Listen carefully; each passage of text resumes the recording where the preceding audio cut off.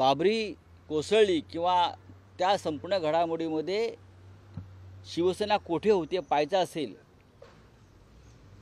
तर जे special court विशेष न्यायालय स्थापन झालं बाबरी पडल्यानंतर, त्यातल्या आरोपपत्रात आरोपींची नावं एकदा त्यांनी पाहून यावी. ते वकील आहेत, त्यांनी सगळी नावं एकदा पाहावी. मग त्यात किती शिवसैनिक आहेत ते त्यांनी महाराष्ट्राला सांगावं. देवेंद्र फडणवीस आणि त्यांचे सगळे चेले चपाटे हे एक नंबरचे खोटारडे आहेत. रामाचं श्रेय तुम्हाला जरूर घ्या, पण प्रभू श्रीराम तुम्हाला हे श्रेय घेऊन देईल का हे 2024ला कळेल.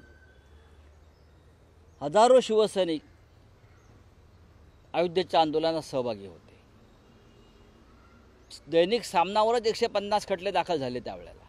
एक लक्षात घ्या, मी स्वतः CBI कोर्टासमोर 3 वेळा हजर राहिलो आहे.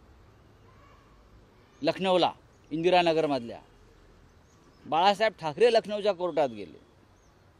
आमचे सतीश प्रधान असतील, मनोहर जोशी असतील, विद्याधर गोखल्यांपासून मोरेश्वर सावे हे शिवसेनेत होते. अनेक आमदार, नगरसेवक आज जे तुमच्याबरोबर आहेत शेळ्या, त्या तिथे नव्हत्या. शेळ्या मेंढ्या वाघच होते शिवसेनेचे. आणि म्हणून आज अयोध्येत राम मंदिर उभं आहे. पण देवेंद्र फडणवीस हे शूर्पणखेच्या भूमिकेत शिरलेले आहेत. ते अनेक मायावी रूपं घेत आहेत आणि महाराष्ट्राला गुमराह करत आहेत. पण शेवटी नाशिकला शिवसेनेचं महाशिबिर आणि अधिवेशन होत आहे ते यासाठीच होत आहे की आम्हाला या शूर्पणखेचं नाकच कापायचं आहे 2024 साली. पहा तुम्ही.